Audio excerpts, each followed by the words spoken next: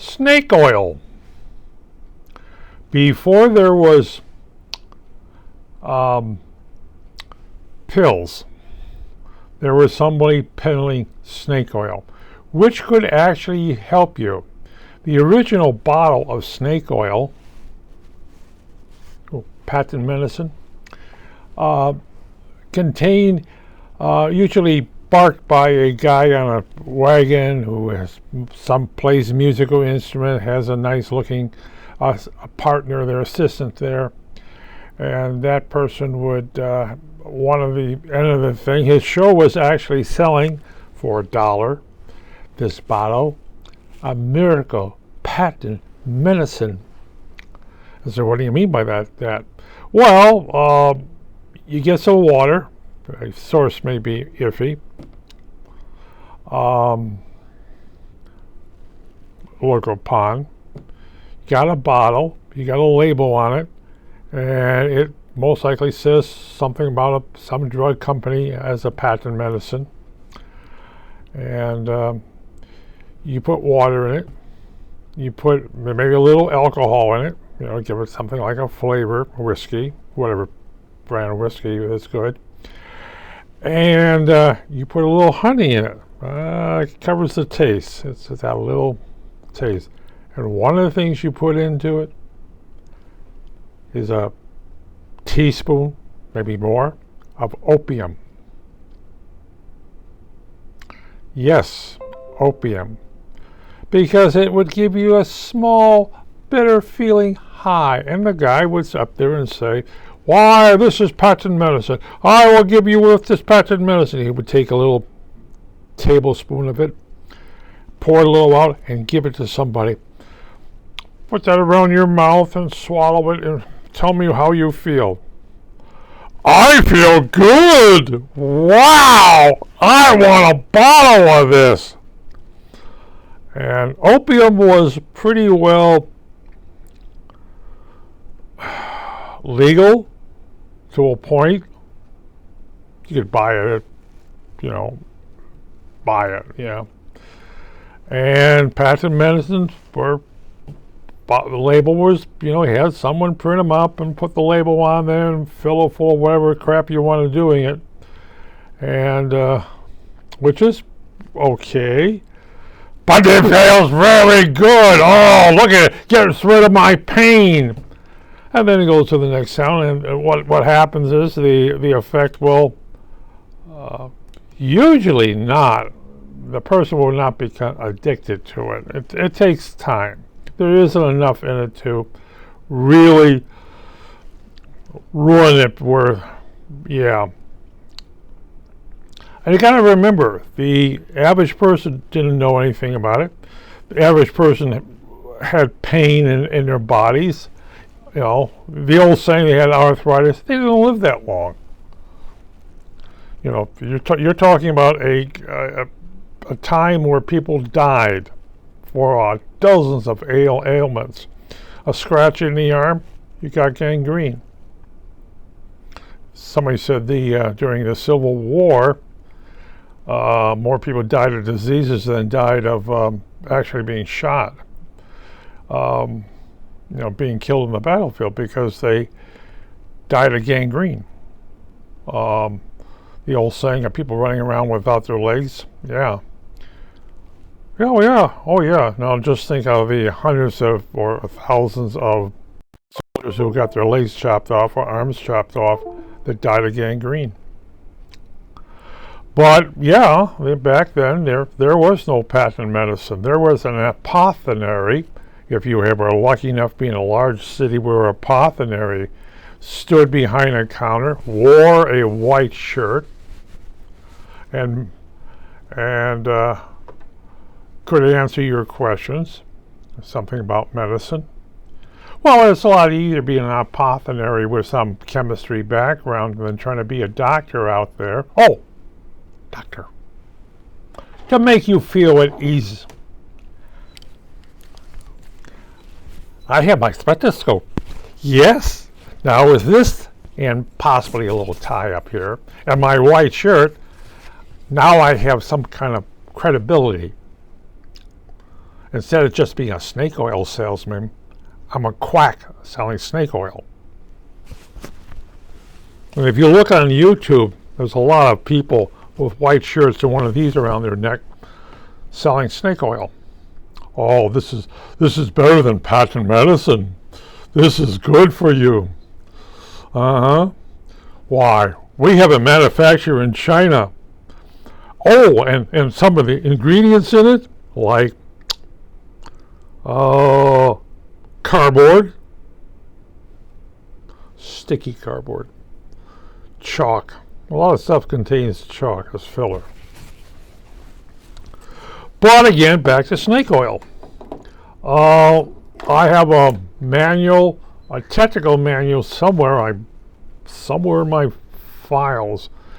A technical manual is U.S. military as a pharmacist, and they train you as somewhat on chemistry, and it has basically how to mix simple stuff. You're going to add honey and alcohol and to do this and do that with it. And it's all simple. It's a lot of the more or less what a missionary, we have some simple chemistry behind us, and then we're going to take going into the jungles with the heathens, and you really want to lay a point through as to make people feel good, and actually do some help with them. You have a little botany behind you, a little chemistry behind you, and you take the local stuff and you grind it up in your little mortar and pestle, and you help the locals. Does it really help them? Well, if someone's in pain, it helps them. That's where the Old West selling snake oil. They're in pain, and as long as they're taking this bottle, they will do. They very likely will spend $5, which is extremely hard considering pay was almost nothing. Get 5 bottles, and then you take a teaspoon a day. If you feel a little bit good for yourself, if you didn't become an addict. But again, people didn't live long. They died in their 30s, 40s. Sometimes, if they were lucky or unlucky, they reached 50. Most people didn't. And it's like, how did he get lung cancer? He smoked all his life. Why is he? What did he die? He died of lung cancer. But he, yeah, okay. But he was taking this bottle of patent medicine, and yeah, felt good about himself when he died. It's kind of like I know somebody today, before pot was legal in Illinois, was looking for, because he had cancer, he had lung cancer. He basically smoked all his life, and he was wanting to smoke pot. And he says, yeah, when he smokes pot, he feels good. Of course, it's illegal for him.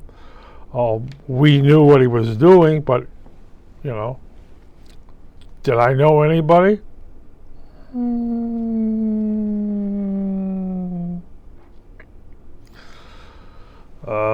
Nobody I would recommend. But of course, now it's patent medicine time, snake oil time. And anthropology, anthropology, oh no, apothecary. Do I have my little pencil mortar? Yes, I do. Did I ever make anything that I gave anybody? No. That's what patent medicine is for. That's what a company who's just spent $1 billion taking out a drug to make us old folks feel good about ourselves. Okay? Am I on something like that?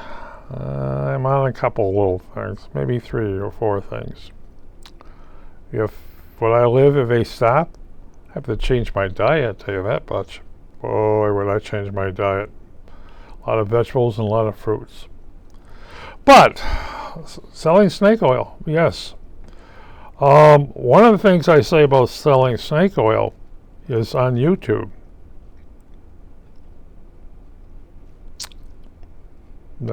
Do I see the commercials on there? Stuff that I would think be questionable on a TV station, or they may decide to say no. And you can sell it on the YouTube, yes. And YouTube's making money off of these people every time. I think every time somebody runs an ad for one of their stuff, they get money or something, penny here and a penny there or something. Our side, whatever. I know the stuff is in there. I really don't care. Somebody's going to look at it. I just give out information or comments about things. Like It Moves is on movies. Maybe we should have something on theater. I get to see theater too. I see a lot of theater. Oh well. That's what church mice do. They can get into theaters. Something's expensive. I would love to have seen Hamilton, the stage play, and then I would like to see the movie production of it, or the video production of it. That would have been nice. But let's go back to snake oil. As I said, YouTube sells a lot of stuff that would be questionable, that regular TV stations may not touch.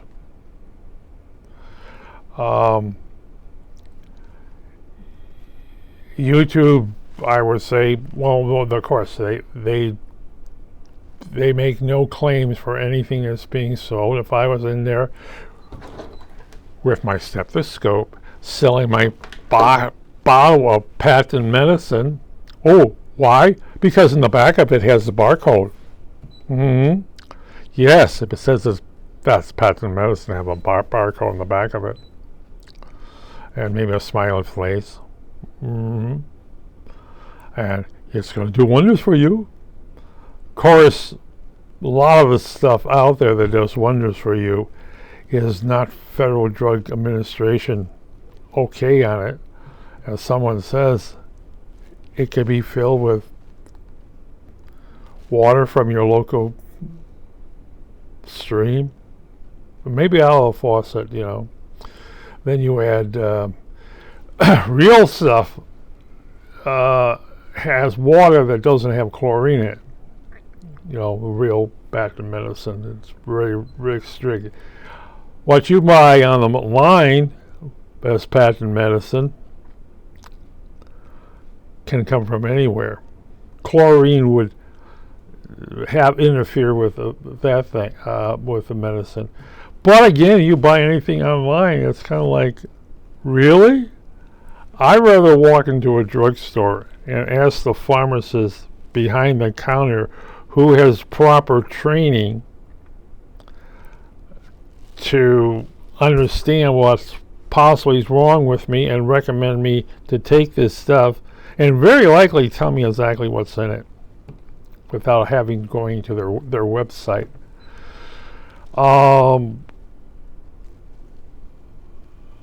I would question, and this is a good question, you go to a regular pharmacy, a Jewel, Osco, a Walmart, a Target, to really walk into a regular Walgreens, of course, to walk in a regular pharmacy and ask them, because the guys behind the counter has some college training, maybe a lot of college training. They may even be doctors who are in the field. Yeah, they have the pharmacy training. Yes. I had, technical manual training, you might say. But it's not snake oil. And watch what's the stuff you get from foreign countries. Look at the label. It'll tell you where it comes from. If it's manufactured by a real manufacturer, then they have set up controls. If it's manufactured overseas, that's very debatable, and I don't really care about what other people talk about. Is that I want stuff made in the United States, because they have those PhDs sitting in a laboratory and that thing. I worked at a company as making a heart medicine, and but there was a precursor. But the people knew what they were talking about, and that's it. They have to know what they're talking about. And you go to your regular Walgreens or CVS, what have you, the people behind the counter know what they're talking about. But, and this is a big but, watch what you go, oh, there's drugs in the gas station. No. Made up by, in his garage. Like a little machine makes little things. You might say it's homebrew drugs. Hey. I don't do that. I don't do street drugs. I don't do homebrew drugs. I have nothing there. I have mortar and pestle, usually for grinding up spices for food, not for anything else. But again, watch what snake oil, yeah. Really interesting. Oh well, what else can I say about snake oil? You can still find old bottles of stuff laying around.